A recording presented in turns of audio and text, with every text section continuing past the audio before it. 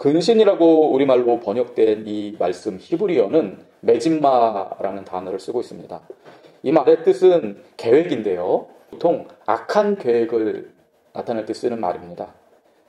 가끔은 좋은 계획을 의미할 때도 쓰여지긴 하지만 대부분은 악한 계획을 나타낼 때 메짓마라는 단어를 쓰는 것입니다. 무언가를 고안하고 또는 분별할 때 또는 재치 있는 발명을 할 때에도 메짓마라는 단어를 사용하는데요. 많은 경우에는 해로운 생각을 나타낼 때 쓰는 단어가 바로 오늘 근신이라는 말의 원뜻인 것입니다. 그러니까 이 메짓마는 양날의 검과 같은 말인 것입니다. 때로는 악한 계획이 되기도 하고 때로는 좋은 계획이 되기도 합니다.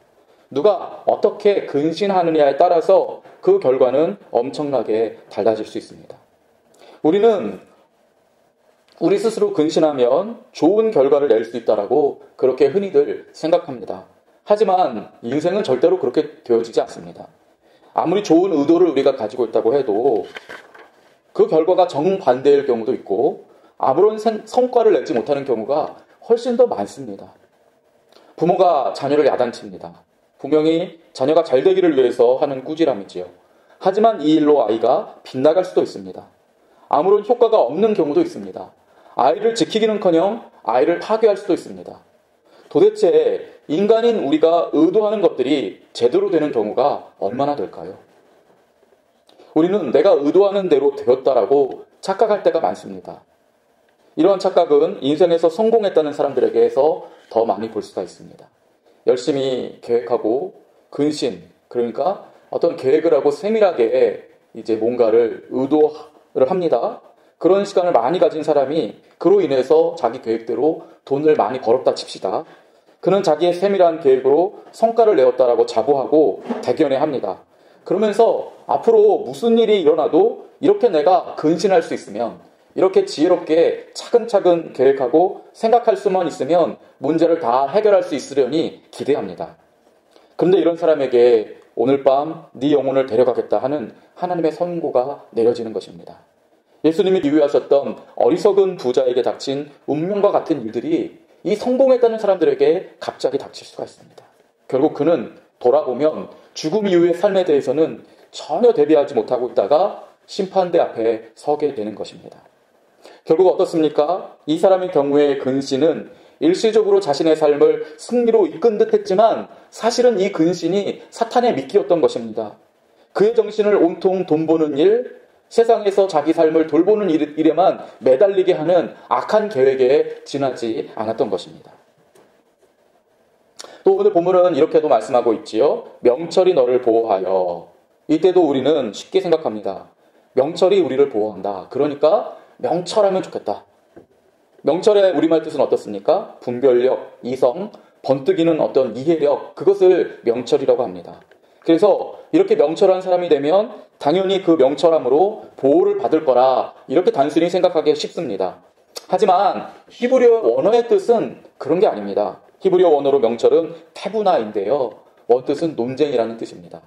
변덕을 부리다라는 그런 뜻으로 사용되는 단어입니다. 물론 이 말에서 파생되어서 분별력이나 이해력을 나타낼 때도 있지만은 이 명철이라는 단어 또한 양날의 검인 것입니다. 누가 어떻게 어떤 상황에서 명철한 거에 따라서 그 결과가 판이하게 달라지는 것이지요. 쓸데없이 명철하여서 사람을 레이저 광선으로 투시하듯이 그렇게 판단하는 사람이 있습니다.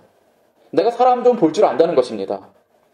이런 명철은 자타를 피곤하게 할 뿐이죠. 여러분, 이 일들이 이렇다면 우리가 생각을 좀 바꿀 필요가 있습니다. 근신은 언뜻 들으면 좋은 것 같이 보이지만 그것 자체만으로는 우리를 좋게 만들 수가 없는 것입니다. 좋을 때도 있지만 반대의 경우도 있을 수 있습니다. 명철도 그렇습니다. 반드시 좋은 것이 아닙니다. 뛰어난 분별력, 명쾌한 아이디어가 반드시 우리 인생을 행복하게 한다는 것은 아닌 것입니다. 더 나아가 세상이 좋다고 하는 모든 것들이 그렇습니다. 그 세상이 좋다고 하는 것을 우리가 소유한다고 해서 우리의 인생이 반드시 좋아지라는 보장은 어디에도 없습니다.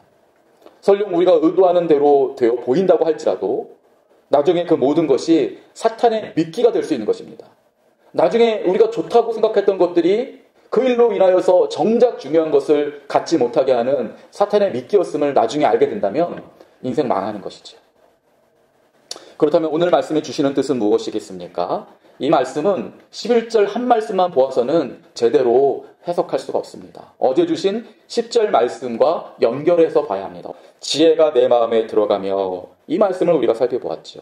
어제 우리는 지혜가 우리 마음에 들어오신다면, 그러니까 지혜의 영이신 성령께서 우리 안에서 역사하시면, 지혜의 영이신 성령께서 우리 안에서 충만하게 역사하시면 비로소 우리가 가진 지식이 우리의 영혼을 즐겁게 하는 참된 지식이 된다. 그런 말씀을 우리가 배웠습니다. 지식뿐만이 아니죠. 인생의 모든 것들이 그렇다는 말씀을 드렸습니다. 우리가 가진 물질과 지식과 외모와 경력이 그것 자체로는 좋은 것이 될 수도 있고 그렇지 않을 수도 있습니다. 언제요? 지혜의 영이신 성령께서 우리 안에서 역사하실 때에 우리가 가진 미모나 또는 물질이나 재능이나 경력 그 모든 것들이 우리에게 온전한 역할을 통하여서 우리를 복되게 한다고, 그런 말씀을 어제 우리가 나눴습니다. 오늘 말씀은 그 연장선에 있는 것입니다. 근신이 우리를 지킨다고요? 명철이 우리를 보호한다고요? 언제 그런 일이 일어나는 것입니까? 지혜의 영이신 성령께서 역사하실 때 그런 일이 일어나는 것입니다. 우리 안에 계신 지혜의 성령께서 우리를 인도하실 때에 우리가 하는 근신도 우리를 지키게 될 것이고, 우리가 가진 명철도 우리를 그때서야 보호하는 그런 은혜가 된다는 것입니다.